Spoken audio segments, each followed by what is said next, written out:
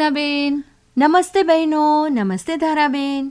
જિજ્ઞાબેન, આજે આકાશવાણી ભુજના સ્ટુડિયો પર ઉપસ્થિત છે inner wheel club of Bhuj wall સિટીની બહેનો, અને તેઓ સ્તન કેન્સર અને જાગૃતિ એ વિશે સરસ મજાની પરિચર્ચા લઈને ઉપસ્થિત છે. નમસ્કાર, હું બીના જોશી, પૂર્વ પ્રમુખ, past president Inner Wheel club of Bhuj wall city. આજનો અમારો કાર્યક્રમ છે બ્રેસ્ટ કેન્સર અવેરનેસ અને સાથે બ્રેસ્ટ ફીડિંગની મહત્ત્વતા. એની માટે આપણી સાથે છે આજે ડૉક્ટર ચાર્મી પવાણી, જે MS ઓબ્સ્ટેટ્રિક્સ અને ગાયનેકોલોજિસ્ટ છે અને અત્યારે અદાણી હોસ્પિટલમાં એસોસિએટ પ્રોફેસર અને લેપ્રોસ્કોપિક સર્જન તરીકેની સેવા આપી રહ્યા છે. મારી સાથે છે ઇનરવ્હીલ ક્લબ ભુજ વોલ સિટીના president Yamini Thakkar, immediate past president Nitaben Halani અને અમારા ક્લબ મેમ્બર્સ ખુશ્બુ પવાણી, ઈરા કોટક અને ભૂમિ ઠક્કર. હવે આપણે ડૉક્ટર ચાર્મી પવાણી સાથે વાત કરીએ કે બ્રેસ્ટ કેન્સર અવેરનેસ અને બ્રેસ્ટ ફીડિંગ, જેનાથી એવું કહેવામાં આવે છે કે એનાથી બ્રેસ્ટ કેન્સરના ચાન્સીસ ઘણી હદે ઓછા થઈ જતા હોય છે. તો એના વિશે આપ વિસ્તારથી અમને સમજાવો, માહિતી આપો. ડૉક્ટર ચાર્મી પવાણી. નમસ્કાર, હું ડૉક્ટર ચાર્મી પવાણી અને હું આભાર માનું છું ઇનરવ્હીલ વોલ સિટીનું ગ્રુપનું કે આજે મને અહીંયા આપણું જે ઇમ્પોર્ટન્ટ ટૉપિક છે બ્રેસ્ટ ફીડિંગનું અને બ્રેસ્ટ કેન્સર અવેરનેસનું, એના ઉપર થોડી માહિતી આપવા માટે મને અહીંયા બોલાવ્યું. તો આપણે સ્ટાર્ટ કરીએ. એટલે તમે જે પૂછ્યું મને કે બ્રેસ્ટ ફીડિંગનો શું ફાયદો થાય છે બ્રેસ્ટ કેન્સર ઉપર, એટલે બ્રેસ્ટ ફીડિંગ તો છે ને, જે ઓવરઓલ એના ઘણા જ ફાયદા હોય છે, પણ બ્રેસ્ટ કેન્સરમાં એનો ફાયદો એ છે કે બ્રેસ્ટ કેન્સરના ચાન્સીસ એ 50 to 60% ઘટાડી નાખે છે ઇન ફ્યુચર. જે બી મધર્સ હોય, ન્યૂલી જે એમને ડિલિવરી થઈ હોય, એ જો ફર્સ્ટ 6 months બેબીને એક્સક્લુઝિવલી ખાલી બ્રેસ્ટ ફીડિંગ કરાવે તો એના લીધે એ લેડીના હોર્મોન્સ જે હોય એ એકદમ નોર્મલ પ્રમાણમાં વર્ક કરતા હોય અને એના લીધે જે એના ઇફેક્ટ્સ થતા હોય એ બ્રેસ્ટ ઉપર ફાયદાકારક હોય છે. એટલે બ્રેસ્ટ ફીડિંગ જો કરાવ્યું હોય જે લેડીઝે, એને ફ્યુચરમાં ચાન્સ બ્રેસ્ટ કેન્સર થવાના સાવ જ મિનિમલ થઈ જતા હોય છે. અને બ્રેસ્ટ કેન્સરની સાથે સાથે આપણે જે અંડાશય હોય છે, જે એના કેન્સર બી બહુ ઓછા થવાના ચાન્સ હોય છે. તો બ્રેસ્ટ ફીડિંગનો ખાલી બેબીને ફાયદો નથી, એના લીધે મધરને બી ઘણો ફાયદો થાય છે. બિકોઝ બ્રેસ્ટ ફીડિંગ ચાલુ હોય તો એક ઓક્સિટોસિન કરીને હોર્મોન હોય છે. તો એ જે ઓક્સિટોસિન હોર્મોન છે એ બેલેન્સમાં રહે છે બોડીમાં, અગર મધર બ્રેસ્ટ ફીડિંગ કરાવતી હોય તો એ હોર્મોન્સનો જે છે એ કનેક્શન આખી બોડી સાથે હોય ને એનો ઇફેક્ટ આ બ્રેસ્ટ પર બી આવે, જેના લીધે ચાન્સીસ ઓછા થઈ જાય કેન્સરના ફ્યુચરમાં. ચાર્મીબેન, એવી કોઈ પર્ટિક્યુલર ઉંમર છે કે આ ઉંમર પછી જ બ્રેસ્ટ કેન્સરની શક્યતા રહે, કે એના કોઈ સિમ્ટમ્સ આપણને દેખાય કે ના આવા સિમ્ટમ્સ હોય તો આપણે ચેક કરાવવું જરૂરી છે? બ્રેસ્ટ કેન્સર પહેલાં તો આપણે જ્યારે ડિટેક્ટ થતું, આમ જે આપણે વાંચીએ, સર્વે થયા હોય, સ્ટડી થઈ હોય, એમાં મોસ્ટલી 40 કે 45+ એજ હોય એમાં વધારે દેખાતા હતા. પણ આજકાલ એન્વાયરમેન્ટ ચેન્જ થયું છે, જનરેશન ચેન્જ થઈ છે, બધી જે નવી આપણે ખાવા પીવાની રીતો ચેન્જ થઈ છે, એવા કેસીસમાં હમણાં તો 30ની એજમાં બી બ્રેસ્ટ કેન્સર ડિટેક્ટ થયા છે. એટલે કોઈ એવી પર્ટિક્યુલર એજ નથી હોતી. અને આપણે અવેરનેસ, જે જાગૃતિ હોય, એ સૌથી પહેલાં તો બ્રેસ્ટ કેન્સર શું છે એ વિષય અને એ કયા કેસીસમાં થઈ શકે અને એ કેવી રીતે ચાલુ થાય એ વધારે આપણે આઈડિયા હોવું જોઈએ. એટલે જે તમે લક્ષણની વાત કરી, લક્ષણમાં તો એવું છે કે ઘણીવાર ખાલી નાની એવી ગાંઠ થઈ હોય સ્તનની અંદર, એ પણ આગળ વધીને જો આપણે ઇગ્નોર કરીએ તો બી એ કેન્સરનું રૂપ લઈ શકે છે. તો સૌથી કોમન લક્ષણો જે હોય એમાં એ છે કે નાની એવી ગાંઠ હોય સ્તનની અંદર અથવા તો બગલના રિજનમાં નાની ગાંઠ હોય, કાં તો લાલ કલર એટલે રેડનેસ થઈ ગયું હોય ગાંઠની ઉપર, કાં એની ઉપર બહુ જ ખંજવાળ આવતી હોય ને, કાં તો પછી જે ગાંઠ થઈ હોય અને એની ઉપરનો જે એરિયા હોય સ્તનની ઉપરનો એ સાવ ખરબચડો થઈ ગયો હોય, સુકાઈ ગયો હોય. તો એ બધા નાના લક્ષણ છે કે જેનાથી આપણને આઈડિયા આવવું જોઈએ કે આ કંઈ નોર્મલ નથી. એટલે તરત આપણે બેટર છે કે ડૉક્ટરને કન્સલ્ટ કરી લઈએ. અને હમણાં ચાર્મીબેન તમે જણાવ્યું કે ગાંઠ થઈ હોય તો કદાચ આ હોઈ શકે બ્રેસ્ટ કેન્સર. પણ એવું હવે આપણે લેડીઝ તમે જાણો છો કે આપણે યુઝ્યુઅલી આમ એવું હોય છે કે હોસ્પિટલ જવાનું ટાળતા હોઈએ છીએ. તો મને એમ થાય કે આપણે ઘરે કેમ ખબર પડે કે આ મને ગાંઠ છે, કે એ આપણે ઘરે જોવું હોય તો કેમ ખ્યાલ આવે? તો એ ઘરે જોવા માટે એ જે ગાંઠ થાય છે એ આપણે એને કહીએ છીએ self breast examination. Self breast examination એટલે કે જે લેડીઝ પોતે હોય છે ને એ પોતાનું જ એક્ઝામિનેશન કરી શકે છે. એમાં એને કોઈ બીજા વ્યક્તિની જરૂર નથી, બીજા લેડીઝની જરૂર નથી, કે એ વખતે ડૉક્ટરની બી જરૂર નથી. ખાલી પોતાના ઘરમાં, પોતાના રૂમમાં મિરરની સામે ઊભા રહી અને એક્ઝામિનેશન કરવાનું હોય. તો એમાં થોડુંક તમને ડિટેલમાં કહીશ ક્યારે અને કેવી રીતે એક્ઝામિનેશન કરવાનું. તો એનો ક્યારે કરવાનું, એવરી મંથ કરવાનું અને એક ટાઈમ ફિક્સ રાખવાનું. પીરિયડ્સ આવી જાય એના પછી કરવાનું, 5th અથવા તો 6th ડે પર.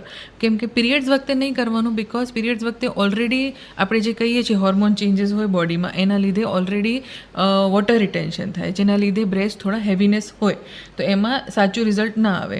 એટલે એકવાર પીરિયડ પતી જાય, હોર્મોન્સ નોર્મલ થઈ જાય બોડીમાં, એટલે 5th અથવા તો 6th ડે પર કરવાનું.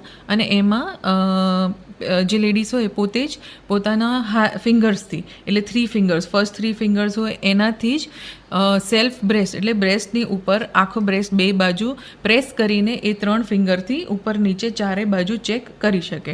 તો એ ફિંગરથી દબાવીને ચેક કરવાનું અને મિરર સામે ઊભો રહેવાનું.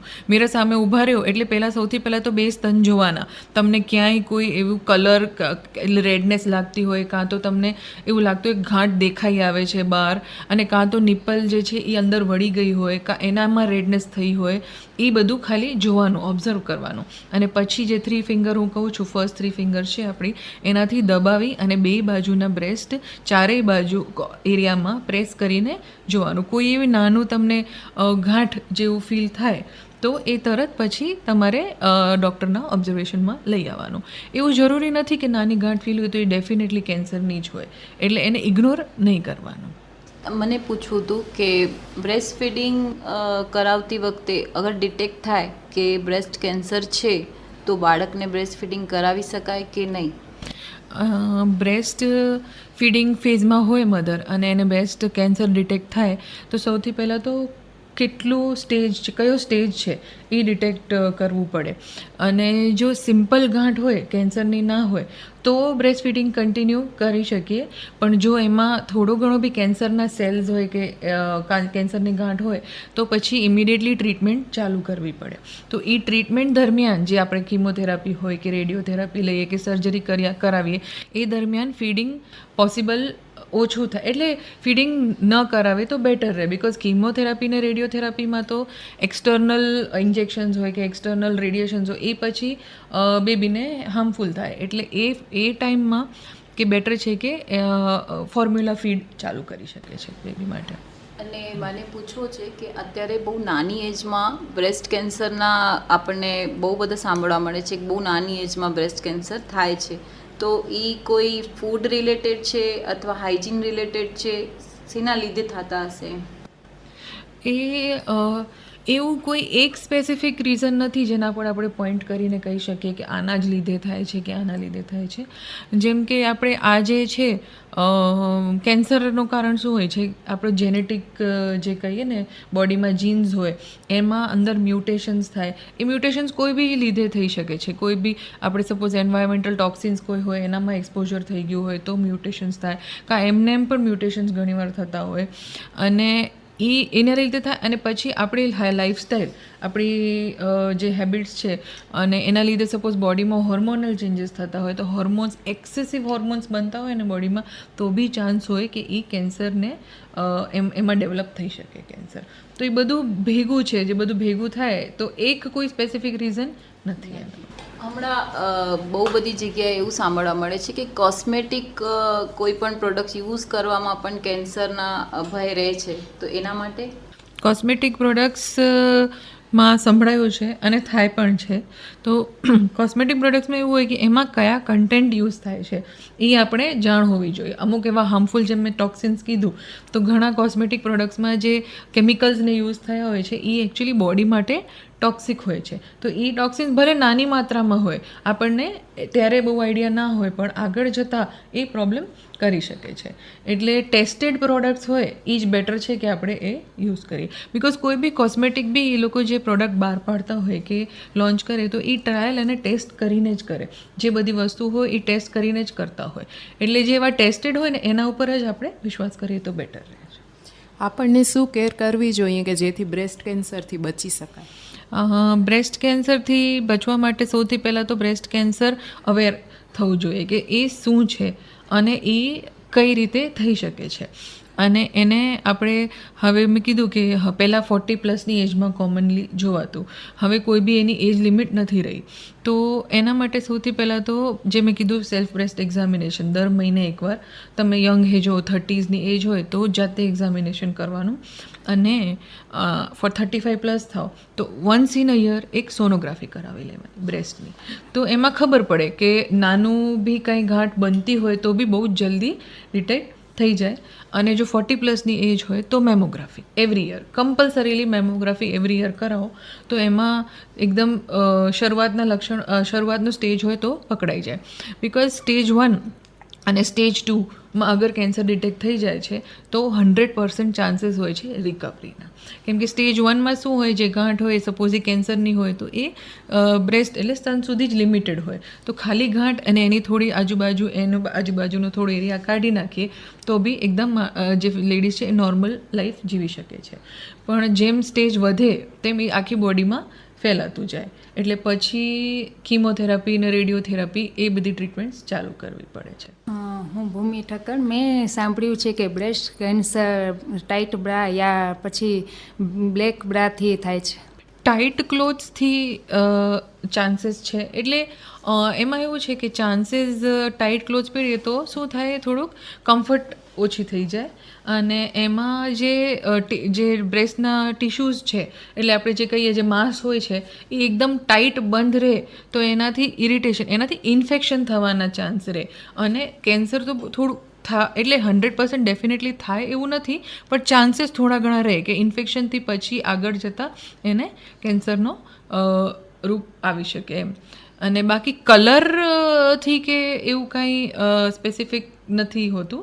પણ તમે જે બ્રા પહેરતા હોય, તમારા ઇનર્સ હોય, એ તમારે સાઇઝ પ્રમાણે અને કમ્ફર્ટ લેવલ કેટલું છે એ જોઈ અને સિલેક્ટ કરીને પહેરો તો બેટર. મેમોગ્રાફી કેટલા વર્ષે અને કેટલા ગાળા દરમિયાન કરાવી છે? મેમોગ્રાફી એ એવરી યર 40+ની એજ થાય તો એવરી યર એકવાર કરાવી લેવી કમ્પલસરી છે બધી જ લેડીઝને. એ આપણે કેમ નોર્મલ બ્લડ ટેસ્ટ કરાવતા હોઈએ એવરી યર કે 6 મહિને, અમુક લોકો હિમોગ્લોબિન ચેક કરાવીએ કે ડાયાબિટીસ હોય કોઈને તો શુગર ચેક કરાવીએ, એ આવી જ રીતે મેમોગ્રાફી એવરી યર કરાવી લેવું બેટર છે.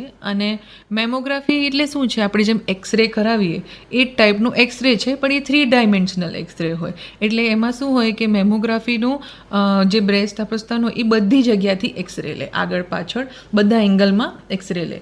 તો એ એક્સરે થ્રુ આપણને ખબર પડે કે સ્તનમાં કોઈ એવી સાવ નાની ગાંઠ બી હોય ને જે આપણે સેલ્ફ બ્રેસ્ટ એક્ઝામિનેશનમાં બી મિસ થઈ જતી હોય, ઘણીવાર ખબર ના પડતી હોય ટચ કરવાથી, પ્રેસ કરવાથી, એ બી મેમોગ્રાફીમાં પકડાઈ જાય. ચાર્મીબેન, મારો એક પ્રશ્ન છે. આજકાલ એવું બહુ થાય છે કે 50 વર્ષની ઉંમર કે એની અંદરની ઉંમરના પણ યુટ્રસ રિમૂવ કરાવી લેતા હોય છે, એટલે કે કોથળી કઢાવી લેતા હોય છે કંઈ પીરિયડ્સની કંઈ પ્રોબ્લેમ હોય તો એવી સ્ત્રીઓને બ્રેસ્ટ કેન્સર થવાના ચાન્સીસ કેટલા? એટલે જે તમે કહો છો કોથળી કઢાવવાના ઓપરેશન જે છે, પહેલાં તો એ કયા કારણના લીધે હોય. જો એમાં ઘણા લોકોને છે ને ગાંઠો હોય છે એટલે એ કઢાવી લે, ઘણા લોકોને એક્સેસિવ બ્લીડિંગ થતું હોય છે એટલે એ કઢાવવું પડે. પણ જો એક્સેસિવ બ્લીડિંગ હોય તો હોર્મોન્સનો ચેન્જ હોય બોડીમાં, તો જો હોર્મોન્સ એક્સેસમાં બનતા હોય તો ચાન્સ હોય કે એને બ્રેસ્ટ ઉપર બી ઇફેક્ટ આવી હોય.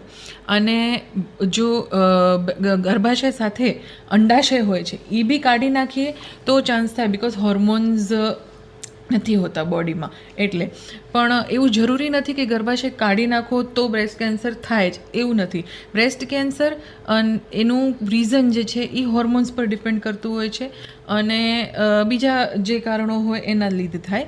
યુટ્રસથી એનું કોઈ એવું કનેક્શન નથી. ચાર્મીબેન, આજે અમે તમારી પાસેથી આટલું જાણ્યું કે બ્રેસ્ટ ફીડિંગ કરાવવાથી બ્રેસ્ટ કેન્સરના ચાન્સીસ ઘણા ઘટી જાય છે, પણ આપણી યંગ જનરેશન છે એ એવું માને છે કે આપણે બ્રેસ્ટ ફીડિંગ કરાવીએ તો આપણું ફિગર ખરાબ થઈ જાય છે. તો એમાં તમારું શું માનવું છે?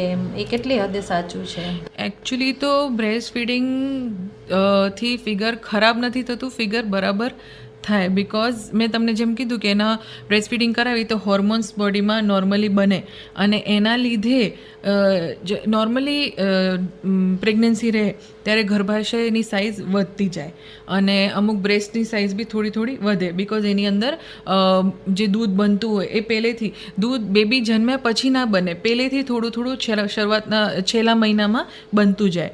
તો એ ચેન્જીસ જે છે બોડીમાં એ ડિલિવરી પછી બ્રેસ્ટ ફીડિંગ કરાવવાથી, બ્રેસ્ટ ફીડિંગ કરાવો એટલે બોડીમાં હોર્મોન્સ નોર્મલ થતા જાય. તો એ જે હોર્મોન બને એનાથી બ્રેસ્ટની સાઇઝ પછી નોર્મલ થતી જાય અને જે ગર્ભાશય મોટું થયું હોય એ બી બ્રેસ્ટ ફીડિંગ કરાવવાથી એ પાછો નોર્મલ થતો જાય એની સાઇઝમાં. તો જે બ્રેસ્ટ ફીડિંગ નથી કરાવતા એમને વધારે ચાન્સીસ હોય છે કે પેટના ભાગમાં ચરબી રહી જાય. ઘણા લોકો કે પેટના ભાગમાં ચરબી રહી જાય છે કે સ્તનના ભાગમાં ચરબી વધી જાય છે, પણ મારું કહેવું એવું છે કે બ્રેસ્ટ ફીડિંગ કરાવવાથી એ ધીમે ધીમે નોર્મલ થઈ જતું હોય છે. ભલે પ્રી પ્રેગ્નન્સી જેવું એક્ઝેક્ટ પાછું એવું ને એવું કદાચ ફિગર ના થાય, પણ બ્રેસ્ટ ફીડિંગ કરાવીએ અને એની સાથે સાથે થોડુંક આપણે યોગા અને એક્સરસાઇઝ ચાલુ રાખીએ તો ડેફિનેટલી બોડી પાછી શેપમાં આવી જાય છે. અને આપણે બ્રેસ્ટ ફીડિંગની અગર જો વાત કરીએ તો આપણે મારું એવું માનવું છે કે જો સ્ત્રી ખાલી ફિઝિકલી નહીં પણ મેન્ટલી પણ હેલ્ધી હોય તો એ સારું એવું એના પ્રમાણમાં મતલબ એને બ્રેસ્ટ ફીડિંગ કરાવી શકે એના બાળકને. આ વાત એ સાચી ખરી કે નહીં ચાર્મીબેન? એ વાત બહુ જ સાચી ને એ સૌથી ઇમ્પોર્ટન્ટ ફેક્ટર છે કે મેન્ટલ હેલ્થ, મેન્ટલ સ્થિતિ જે લેડીઝની હોય છે ડિલિવરી પછી એ સૌથી વધારે મેટર કરે છે. બિકોઝ હું તમને જે કહું છું ને કે મેન્ટલ સ્ટેટ જે છે એ બી એક હોર્મોન્સથી થાય. આપણે એન્ડોર્ફિન્સ કરીને એક હોર્મોન્સ બને છે બોડીમાં. જો મધર હેપી હશે, એનું બેબી બરાબર હશે, બ્રેસ્ટ ફીડ કરાવતી હશે, બેબીની હેલ્થ બરાબર રહેશે તો એ બધું એના મગજ પર પોઝિટિવ ઇફેક્ટ લાવશે ને એ પોઝિટિવ ઇફેક્ટથી ઘણા લેડીઝ કહેતી હોય છે કે મિલ્ક નથી બનતું તો એ બહારનું પીવડાવે કે એ બધા પ્રોબ્લેમ્સ થતા હોય. પણ જો મેન્ટલ સ્ટેટ તમારું બરાબર હોય, હેપી હોય અને જો એનું બેબી બરાબર હોય તો પોતે જ મિલ્ક બનવાનું સારું રહેતું હોય છે બોડીમાં. એટલે મેન્ટલ સ્ટેટ એ આખું પોઝિટિવિટી ક્રિએટ કરતું હોય છે લેડીઝની બોડીમાં, જેના લીધે આ બધા પ્રોબ્લેમ્સ ન થાય પછી. ચાર્મીબેન, મને પૂછવો છે અત્યારે સર્વાઇકલ કેન્સરની જે ઇન્જેક્શન નીકળ્યા છે તેના વિશે આપણે યંગ ગર્લ્સને કઈ રીતે આપણે સમજાવી શકીએ કે એમના માટે જરૂરી છે એ કરીને? સર્વાઇકલ કેન્સર માટેની હમણાં તો ગવર્મેન્ટે પણ કમ્પલસરી કરી લીધી છે. 9 yearsની એજ થાય ફિમેલ્સની એના પછીથી કમ્પલસરીલી લઈ લેવી બેટર છે. 9 yearsની એજ એટલે એના 2 ડોઝીસ હોય છે. જો બહુ યંગ એજમાં 9 years ક્રોસ કરે છોકરી એના પછી લેવો તો 2 ડોઝ લેવા પડે. અને કાં તો પછી જો યંગ એજમાં ના લીધેલી હોય તો રેકમેન્ડેડ છે કે મેરેજ થાય એની પહેલાં લઈ લેવી બેટર છે. 26ની એજ છે લિમિટ, પહેલાં હતી, હવે 9 to 12 yearsની એજમાં ફર્સ્ટ ડોઝ મળી જાય તો એ બેટર રહે છે.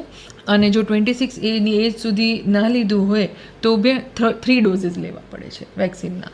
પણ 9 yearsની એજમાં લઈ લેવું હાઈલી રેકમેન્ડેડ છે. અને તો હવે તો ગવર્મેન્ટે પણ પ્રોગ્રામમાં જે વેક્સિન શેડ્યુલ છે એમાં નાખી દીધું છે.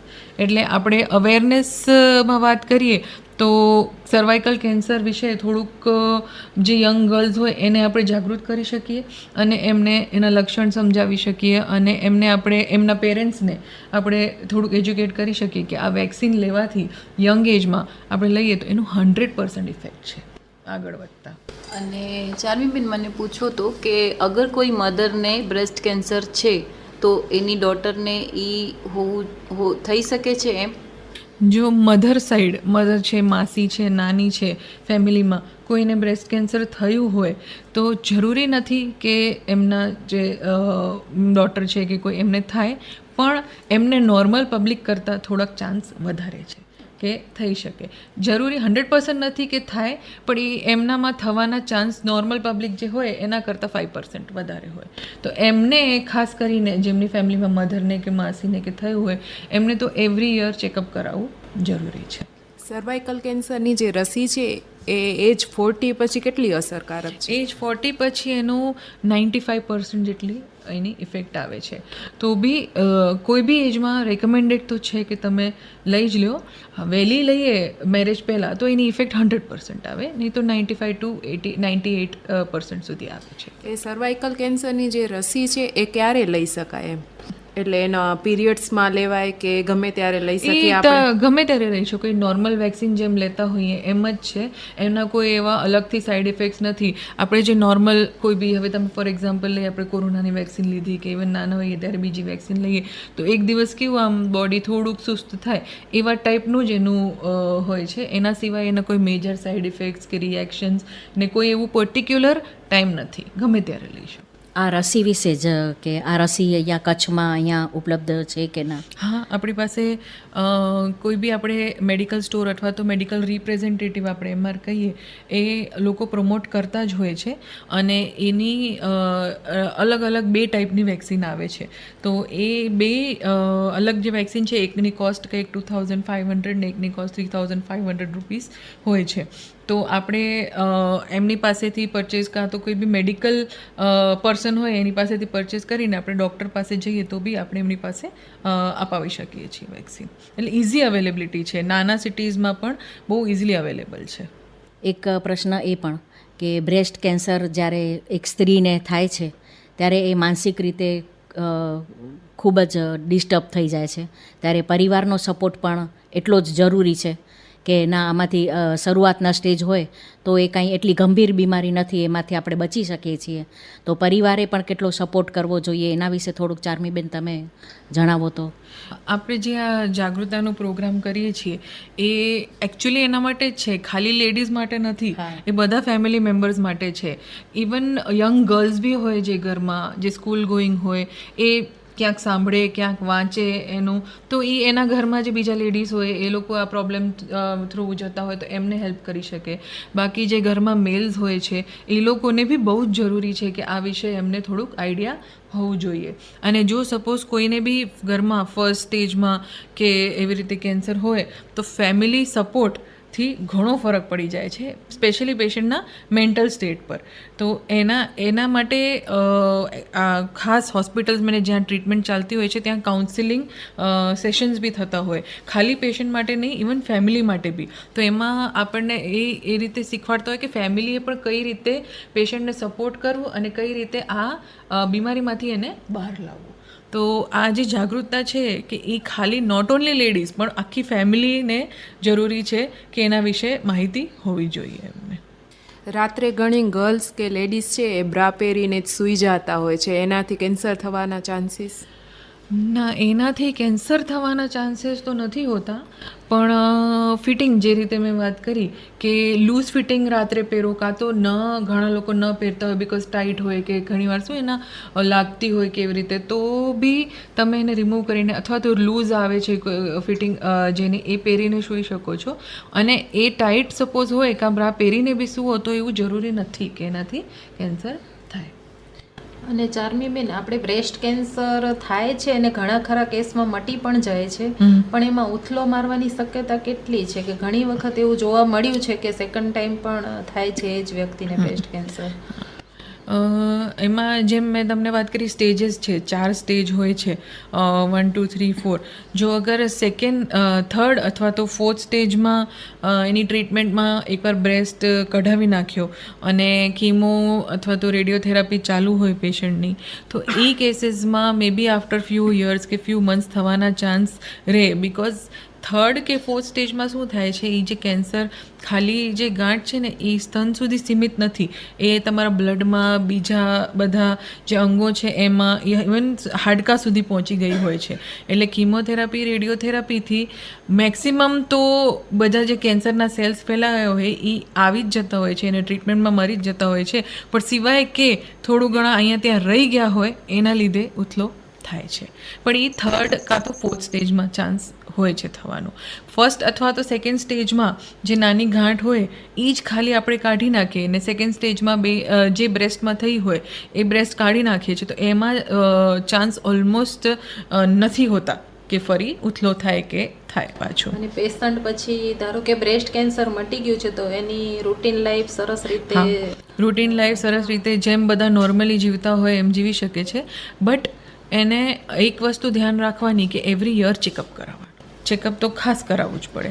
એમ એ જ રીતે જે બોડી ચેકઅપ હોય, બોડીના સ્કેન્સ હોય, મેમોગ્રાફી હોય, ટ્રીટમેન્ટ લઈ લીધી હોય, કેન્સર મુક્ત થઈ ગયા હોય, પણ તો એવરી યર જ્યાં જે ડૉક્ટરને કન્સલ્ટ કરતા હોય એમની પાસે જઈને એકવાર કન્સલ્ટ કરવા. એટલે બ્રેસ્ટ કેન્સર શરૂ થાય તો એના કેટલા સ્ટેજ, મતલબ કયા સ્ટેજ ઉપર રિસ્ક ફેક્ટર આવી જાય કે હવે બચવાના ચાન્સીસ ઘટી ગયા છે? થર્ડ સ્ટેજથી રિસ્ક વધી જાય. સેકન્ડ સ્ટેજમાં રિસ્ક હોય, પણ સેકન્ડ સ્ટેજમાં ઘણીવાર એવું હોય કે જો બહુ જ વધારે ફેલાઈ ના હોય ગાંઠ સ્તન સુધી ને સ્તનની આગળ લોહીમાં ન ફેલાઈ હોય તો પછી એના ચાન્સ હોય છે કે આપણે એને ક્યોર કરી શકીએ છીએ. સેકન્ડ સ્ટેજમાં ઓલમોસ્ટ 85 to 90% ચાન્સ હોય છે ક્યોર થવાના. એટલે અને પછી થર્ડ સ્ટેજ પછી થોડીક એની ગંભીરતા વધી જાય છે. ચાર્મીબેન, અગર કોઈ પણ લેડીઝને કેન્સર ડિટેક્ટ થયું છે, નોટ ઓનલી બ્રેસ્ટ કેન્સર ઓર કોઈ પણ પાર્ટનું, તો એ બેબી કન્સીવ કરી શકે છે કે નહીં? અગેન આપણે જે કેન્સર સપોઝ એને ડિટેક્ટ થયું છે તો એ કયો કેન્સર, કયા ટાઈપનો કેન્સર છે એ ઘણીવાર આપણે કોઈ બી બોડીનો પાર્ટ હોય, તમે સાંભળ્યું હશે કે આપણે બાયોપ્સી કરીએ, જો બ્રેસ્ટની હોય કે યુટ્રસની હોય કે ઓવરીની કોઈ બી પાર્ટની, તો એની બાયોપ્સી થાય. તો બાયોપ્સી ઉપરથી ખબર પડે આપણને કે એની ગંભીરતા કેટલી છે. જો એ એડવાન્સ સ્ટેજમાં હોય તો એવા કેસીસમાં કન્સીવ કરવું નોટ એડવાઇઝેબલ, બિકોઝ આગળ જતાં એની ટ્રીટમેન્ટ જો સ્ટેજ વધારે હોય તો ઇમિડિયેટ ટ્રીટમેન્ટ ચાલુ કરવી પડે. તો એ ટ્રીટમેન્ટ જે હોય બધી હેવી મેડિસિન્સ હોય, તો એ પછી કન્સીવ થઈ ગયું હોય તો બેબી ઉપર બહુ એની ઇફેક્ટ સારી નથી આવતી. એટલે એડવાઇઝેબલ હોય છે કે જ્યારે ટ્રીટમેન્ટ ફેઝ હોય ત્યારે ન પ્રેગ્નન્સી રહે એ જ બેટર છે. હવે ચાર્મીબેન, આપનો ખૂબ ખૂબ આભાર. તમે ખૂબ જ સરસ માહિતી અમને આપી. બ્રેસ્ટ કેન્સર અને બ્રેસ્ટ કેન્સર કેવી રીતે આપણે એના માટે અવેર થઈ શકીએ અને બ્રેસ્ટ ફીડિંગની મહત્ત્વતા. તો હવે હું અમારા ક્લબના પ્રમુખ, ઇનરવિલ વોલ સિટીના પ્રમુખ યામિની ઠક્કરને કહીશ કે તે ડૉક્ટર ચાર્મી પવાણીનો આભાર માને.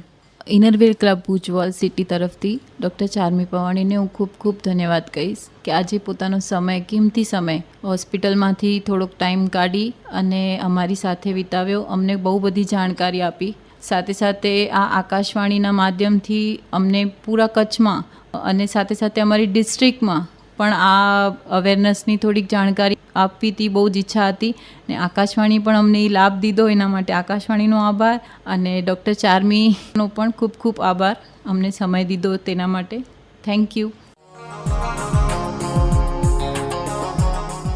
તો બહેનો, હમણાં જ આપ સાંભળી રહ્યા હતા સ્તન કેન્સર અને જાગૃતિ એ વિશે Inner Wheel club of Bhuj wall સિટીની બહેનોની પરિચર્ચા. તો આશા રાખીએ આપને ખૂબ આમાંથી જાણવાનું મળ્યું હશે અને કઈ કઈ તકેદારી રાખવી એ પણ જાણ્યું હશે. તો આપ ખૂબ તંદુરસ્ત રહો, સ્વસ્થ રહો એવી આશા સાથે આજનો કાર્યક્રમ અહીં જ સમાપ્ત કરીએ. ફરી મળીશું આવતા મંગળવારે બપોરે 12:30 વાગ્યે આપના માનીતા કાર્યક્રમ સહિયરમાં. તો ત્યાં સુધી આવજો બહેનો, આવજો ધારાબેન, આવજો બહેનો, આવજો જિજ્ઞાબેન.